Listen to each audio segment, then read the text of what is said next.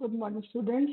We are back again with our next topic, which is from interpretation of statutes, and we had done certain parts of internal aids to construction.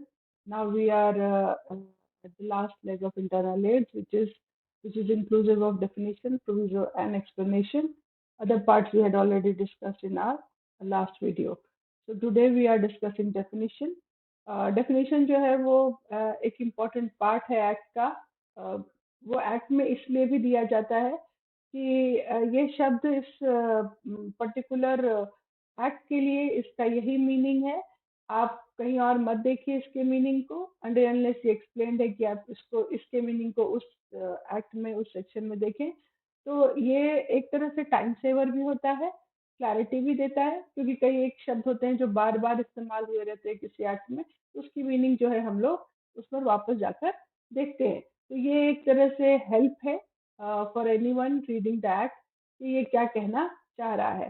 क्योंकि कई बार ऐसा होता है कि उस particular word का जो नेचुरल मीनिंग है, हो सकता है कि वो आपको डिफरेंट मीनिंग हो, और इसमें इस पर्टिकुलर एक्ट के लिए वो उसका डिफरेंट मीनिंग होल्ड करता हो. तो इसके लिए ये explanation towards the definition of that particular word बहुत इंपॉर्टेंट हो जाता है. और कई बार ऐसा होता है कि अलग अलग एक्ट में उसी वर्ड को अलग अलग तरह से डिफाइन किया गया रहता है. तो ये भी जानना जरूरी हो जाता है कि उस पर्टिकुलर एक्ट के लिए उसका क्या डेफिनेशन है. तो मैं ये कहूंगी कि अगर इंटरनल एड्स टू कंस्ट्रक्शन और इंटरप्रिटेशन समझने की कोशिश कर रहे हैं, तो यहाँ पर डेफिनेशन का होना बहुत इम्पोर्टेंट है और बहुत हेल्पफुल होता है. तो डेफिनेशन जो है मोस्टली आपको सेक्शन 2 या सेक्शन 3 में दिखते हैं. तो वो अगर आप स्टार्ट करते हैं तो first short title and all है, सेकंड जो है वो डेफिनेशन से होते हैं. जितने भी उस पर्टिकुलर एक्ट में जितने भी वर्ड्स हैं जो इम्पोर्टेंट हैं, डिफाइंड रिक्वायर्ड टू डिफाइन है, वो आपको सेक्शन 2 में दिखते हैं. तो कुछ जैसे यहाँ पे मैंने एग्जांपल दिया है इंडस्ट्री का, जो कि इंडस्ट्रियल डिस्प्यूट में और बॉम्बे रेजिडेंशियल में डिफरेंट डिफरेंट मीनिंग है. उसी तरह से एम्प्लॉयर है और उसी तरह से इंडस्ट्रियल डिस्प्यूट है. तो इनके अलग अलग मीनिंग हो जाते हैं, जो कि मुश्किल कर देता है. तो कुछ वर्ड्स हम लोग समझते हैं जो स्टार्ट ऑफ द डेफिनेशन में अगर दिया है तो उसका क्या मतलब होता है प्राइमा फेसी. जैसे मान लीजिए अगर वर्ड है मीन्स, तो मीन्स जहाँ पर दे दिया उसका मतलब ये हो गया कि अब वो पूरी तरह से एग्जॉस्ट हो चुका है. यहाँ से बाहर आप उसका डेफिनेशन नहीं ढूंढ सकते हैं. जो यहाँ दिया गया है वही है, उसी से आपको उसी डेफिनेशन को लेना है और अपने एक्ट में उसको अप्लाई करना है. अगर मीन्स एंड इंक्लूड्स दिया है तो यहाँ पर भी मीन्स ही ऊपर भारी पड़ता है, इंक्लूड जो है वो भारी नहीं है. मतलब वो उसके सब्जी में आ रहा है. सब्जी में इसलिए आता है क्योंकि जैसे कुछ जैसे शेयर होल्डर है, तो उसका उन्होंने डेफिनेशन दिया है, या फिर कोई शेयर है तो उनका पूरा बताया मीन्स एंड इंक्लूड स्टॉक्स. तो अगर वो एंड इंक्लूड्स कर दिया है तो दैट मीन्स ये पूरा डेफिनेशन एग्जॉस्टिव है. इसके बाद कुछ छूट गया है तो हमने इसमें इंक्लूड्स के साथ में ऐड कर दिया है. जब अगर सिर्फ इंक्लूड्स है, सपोजिंग अ टर्म इंक्लूड्स, तो फिर वहां पर आप समझ सकते हैं कि उसमें हम और भी चीजें ऐड कर सकते हैं. हम यहाँ क्या है, जज है, जब वो जजमेंट दे रहे हैं तो उनको according to the preamble of the constitution of the act, अगर उनको लगे कि इसमें ये भी इंक्लूड करना चाहिए तो वो इंक्लूड कर सकते हैं. Again denotes is confined to that particular ambit of that particular word. अगर डीम टू बी लिखा है तो जैसे हम लोग बोलते हैं ना, मान लिया जाए, मैथ में क्वेश्चन करते रहते होंगे, एक्स को मान लिया जाए, उस तरह से ये मान लिया जाए होता है. That means it is even though that particular word is not included in this particular definition, लेकिन इस एक्ट के पर्पस के लिए उसको मान लिया जाता है कि ये भी वही है. जैसे फॉर एग्जांपल सर्टेन यूनिवर्सिटी का नाम लें, डीम टू बी यूनिवर्सिटी, जो कि प्राइवेट यूनिवर्सिटीज को हम लोग कहते हैं. तो इसका मतलब है कि जब यूजीसी का एक्ट आप पढ़ रहे हैं तो आप उसमें ये भी इंक्लूडेड हैं, इनको भी मान लिया जाए कि वो यूनिवर्सिटी है. दैट इज टू से वो इलिस्ट्रेटिव मीनिंग है. थोड़ा सा डिटेल में पढ़ लेते हैं. जैसे मैंने बताया रेस्ट्रिक्टिव है कि वो जब मीन्स हो गया वर्ड तो वो उस पर्टिकुलर वर्ड के डेफिनेशन को रेस्ट्रिक्ट कर दिया कि ये आपका चक्र है, इस चक्र के अंदर जो मीनिंग दिया है इसी को आप मानेंगे, इसके बाहर के वर्ड्स को आप मीनिंग नहीं मानेंगे. So it means so defined in the statute for a particular word has a very restrictive ambit, so much so that it is mean its meaning cannot go beyond what has been defined. तो ये अगर उन्होंने specifically word use कर लिया है means, अगर means कह दिया है तो मतलब ये हो गया कि यहाँ पर आपको यही पर्टिकुलर मीनिंग को मानना है उस पर्टिकुलर शब्द के लिए, उस पर्टिकुलर एक्ट के लिए. जज इसके बाहर में उसका डेफिनेशन नहीं ढूंढ सकते हैं. एक्सटेंसिव मीनिंग है, जैसे कि अगर वर्ड है इंक्लूड, तो इसमें क्या क्या इंक्लूडेड होंगे, ये जो दिया है वो तो होंगे ही जो पर्टिकुलर एक्ट में दिया है, इसके अलावा कुछ और भी इंक्लूड हो सकते हैं. जैसे मान लीजिए मनी है, तो मनी में आज बिटकॉइन भी इंक्लूडेड हो सकता है. तो इंक्लूड करने के लिए चीजें जो है वो आप इंक्लूड कर सकते हैं, मतलब कि उसको एग्जॉस्ट कर सकते हैं उसके मीनिंग को. So it is generally used in interpretation clause in order to enlarge the meaning of words or phrases occurring in the body of the statute. तो उस ये लेकिन आपने पहले भी मैंने आपको बताया है कि आप उसके बाहर नहीं जा सकते, एकदम से रिपग्नेंट नहीं दे सकते, उसका चेंजेस नहीं कर सकते हैं, उसको उसके एम्बिट के अंदर ही आपको डिसाइड करके बताना है. So in particular case of in state of Maharashtra versus labour law practitioners association, इसमें डिस्ट्रिक्ट जज को डिफाइन करना था, उसकी मीनिंग को सर्टेन करना था फॉर दिस पर्टिकुलर केस. तो यहाँ पर क्योंकि डिस्ट्रिक्ट जज and article 236A of the constitution जो है वो उसमें इंक्लूड है. तो यहाँ पर उन्होंने कहा कि जो स्पेशलाइज्ड सिविल कोड्स है, for example labour codes, industrial codes जो है वो वो भी इसके अंदर आते हैं. तो उसके जो जज है उनको भी हम इस पर्टिकुलर सेक्शन के लिए, इस पर्टिकुलर आर्टिकल के लिए हम लोग उनको डिस्ट्रिक्ट जज मानेंगे.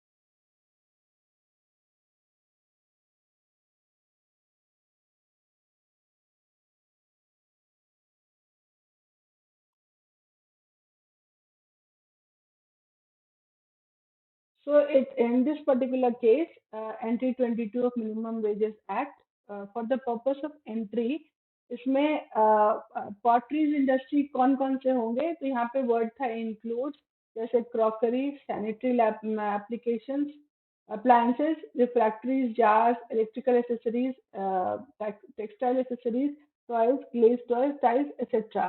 तो यहाँ पर ये पर्टिकुलर केस था Gujarat roofing tile and manufacture association versus state of Gujarat. इसमें इन्होंने कहा कि जब वो पॉटरीज इंडस्ट्रीज में उन्होंने इंक्लूड शब्द इस्तेमाल किया है, तो इसमें नॉर्मली जो दिया है वो तो एक्सप्लेनेशन आप देंगे और बाकी उन्हीं से मिलता जुलता चीज जो रहेगा उसी को आप एंट्री कर सकते हैं. आप कुछ भी चीज इसमें एंटर नहीं कर सकते हैं.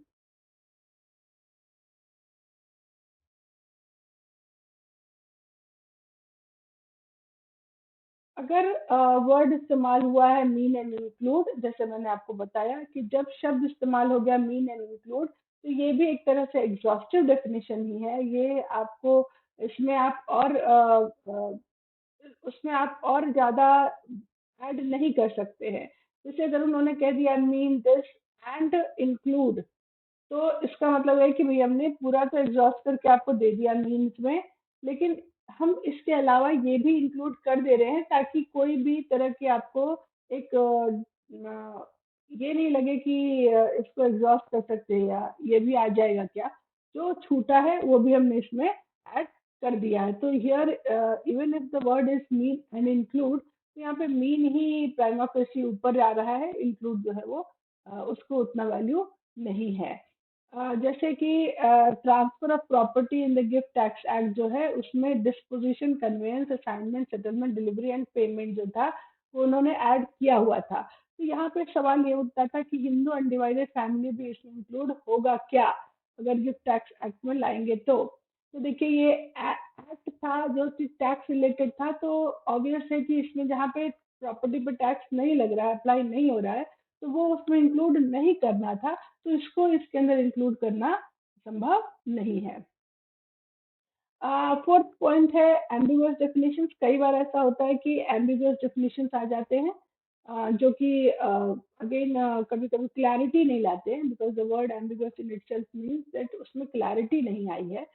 तो उस समय क्या होता है कि लेजिस्लेचर में के हिसाब से कभी कभी हम लोग को डेफिनेशन को समझना पड़ता है कि वो क्या कहना चाह रहा है इस पर्टिकुलर प्रोविजन के लिए, कि वो ये इसमें क्या इंक्लूड होगा क्या नहीं होगा, और उसको ये कई बार it's highly unlikely, but as I said कि हो भी सकता है, तो इसके लिए ये इसमें इंक्लूड किया गया है।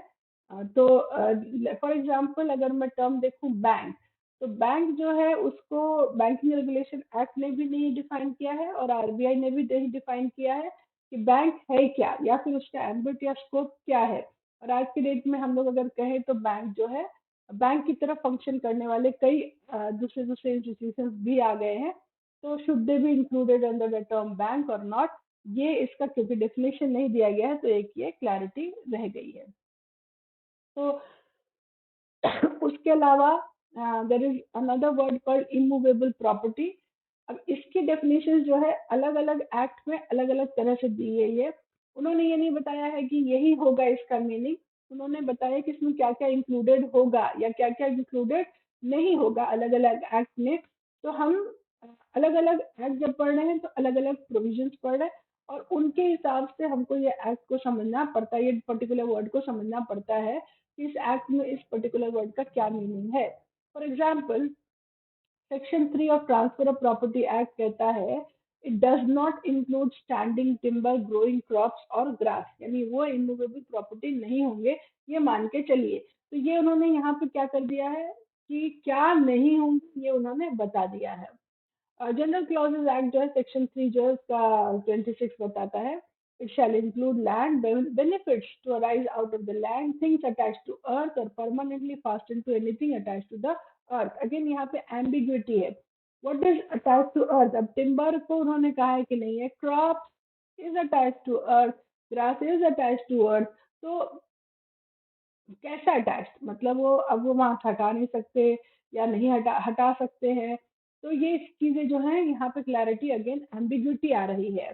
Then there is registration act, जिन्होंने ये कहा है it includes land building hereditary allowances rights to wells lights ferries fisheries और any other benefit to arise out of land, things attached to earth or permanently fastened to anything which is attached to earth but not standing timber growing crops or grass। तो यहाँ उन्होंने क्या किया कि ये दोनों के डेफिनेशन को लिया, कंबाइन किया और यहाँ पे उन्होंने ऐड कर दिया।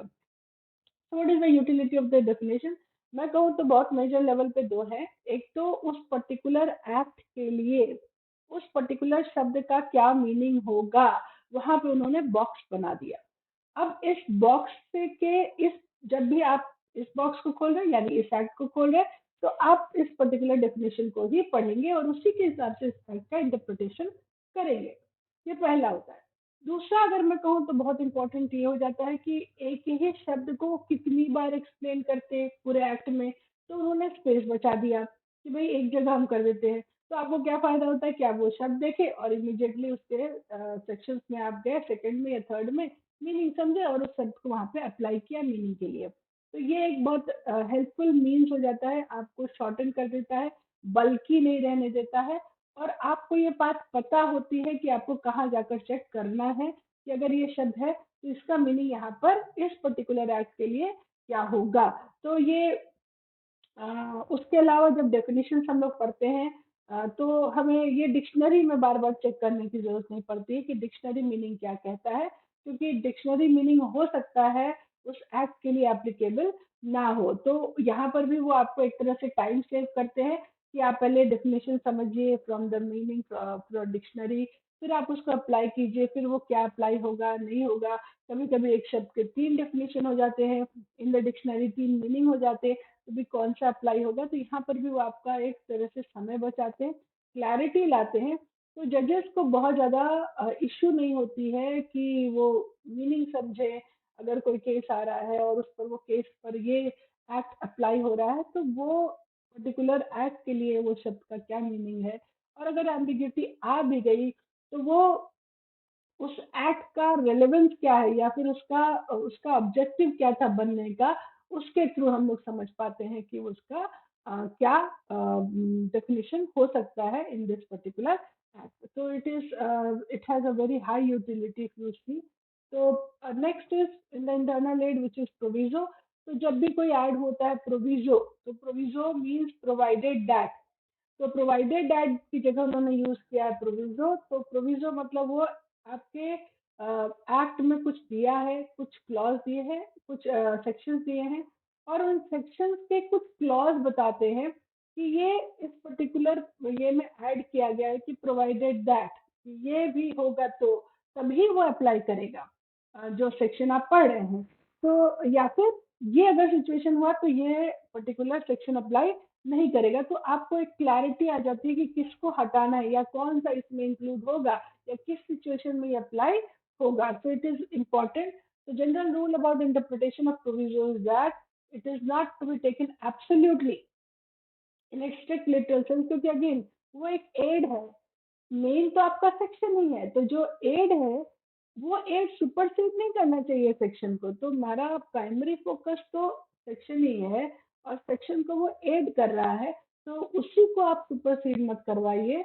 आप उसमें जो मेन है, हीरो है, वो सेक्शन है, उसको ही आप प्राइमा फेसी आगे रहने दीजिए। तो ये तभी देखते हैं अगर वो मान लीजिए उसके इन ट्यून नहीं है, तो उसको हम लोग को डिस्कार्ड करना पड़ेगा। For example, there are various cases where the proviso has been used in certain sense। और यहाँ पे एक केस है union of India versus Sanjay Kumar Jain, जिसमें कि it qualifies or carves out an exception to the main provision। Proviso cannot be permitted by construction to defeat the basic intent expressed in the substantive provision, जो कि विशेष Kumar versus शांति प्रसाद में दिया गया था। It does not travel beyond the provision to which it is appended। तो golden rule क्या है for this particular case, उन्होंने बताया for the whole section inclusive of proviso. इसको पढ़ना चाहिए आपको पूरा सेक्शन। आप प्रोविजो के साथ पढ़िए, प्रोविजो को हटा के मत पढ़िए। और ऐसे होना चाहिए proviso in tandem with the section कि वो उसके एक दूसरे के साथ साथ चल रहे होंगे, इसके ऊपर लाइट थ्रो कर रहा है और वो उसके ऊपर लाइट थ्रो कर रहा हो। The main part of enacted cannot be interpreted as to render its proviso unnecessary and effective. अगर ऐसा हो गया तो फिर अगेन उसका यूजफुलनेस खत्म हो जाता है। Next is explanation. तो एक्सप्लेनेशन जैसे कई बार चीजें हो सकता है क्लियर ना हो इन द सेक्शन, तो एक्सप्लेनेशन दिया जाता है ताकि आपको कोई और rule like for example mischief rule वगैरह ना लगाना पड़ जाए। तो एक्सप्लेन कर दिया जा रहा है, जो गैप रह गया है सेक्शन में उसको उन्होंने एक्सप्लेन कर दिया है। अगेन मैं यही बोलूंगी कि एक्सप्लेनेशन तभी अप्लाई होता है लाइक जो अगर मान लीजिए वो उसके टेंडम में नहीं है, या उसको अपोजिट जो उसका डेफिनेशन उसके अपोजिट दे रहा है, या उसके मीनिंग ऑफ द सेक्शन के अपोजिट दे रहा है, तो आपको उसको डिस्कार्ड करना पड़ेगा, क्योंकि वो एम्बिग्यूटी ले आता है जो कि is not good for the interpretation of the statute. Object क्या है उसका? क्लैरिटी लाना, वेगनेस को खत्म करना, ऑब्सक्योरिटी को खत्म करना। उसमें एक जो मेन ऑब्जेक्ट है विच इज देयर, उसको उसको वो सर्व करता है। तो these are some of the important object of the explanation. Then there is schedule. जैसे कि अभी आप कॉन्स्टिट्यूशन पढ़ते हैं तो आप शेड्यूल में जाते हैं पावर समझने के लिए कि यूनियन का क्या पावर है, स्टेट का क्या है, कंकरेंट क्या है, लिस्ट क्या है। तो आप उसमें लिस्ट को देखते हैं कि कौन कौन से शेड्यूल के अंदर कौन कौन से लिस्ट बने हुए हैं, तो स्टेट लिस्ट क्या है या उसके सब्जेक्ट्स क्या है। तो ये आपको क्लैरिटी देती है कि इसके ऊपर कौन कौन लॉ बना सकता है, कौन लॉ नहीं बना सकता है, या ये लॉ जो है वो सही है या नहीं है। उसी तरह से हर एक एक्ट में शेड्यूल्स रहते हैं। Schedules again part of the act माना गया है, वो बाहर का नहीं हुआ है, तो it is an internal aid. और वो उसको हम लोग पूरी तरह से उसके साथ में इंक्लूड करके पढ़ते हैं।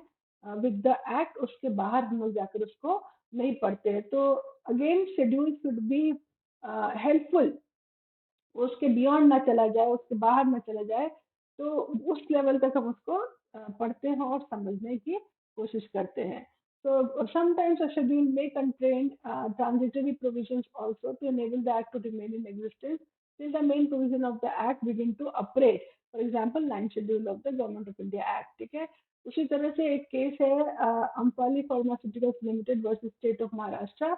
इसमें अगर शेड्यूल और मेन बॉडी में क्लैश हो जाए, तो इन्होंने कोर्ट ने ये कह दिया कि वहां पर मेन बॉडी ही प्रिवेल करेगा, शेड्यूल को हम लोग को रिजेक्ट करना पड़ जाएगा, क्योंकि एड है, शेड्यूल इज द एड। यहाँ पे मेरा मेन जो हीरो है वो ऑब्वियसली द सेक्शन है, वो एक्ट है। So again, in this case, Jagdish Prasad versus State of Maharashtra and others, the Supreme Court ruled that the purpose of schedule is to advance the object of main provision, and deletion of schedule cannot wipe out the provision of an act in effect and as well as in spirit. Same बात है कि वही उसमें तो important हमारा act है, schedule जो है वो एड है। ठीक है, सो यहाँ पर हम स्टॉप कर रहे हैं, because in our next class we will start with external aids to construction. आपको कुछ सवाल होंगे तो definitely you can ask in the comment section. Thank you so much.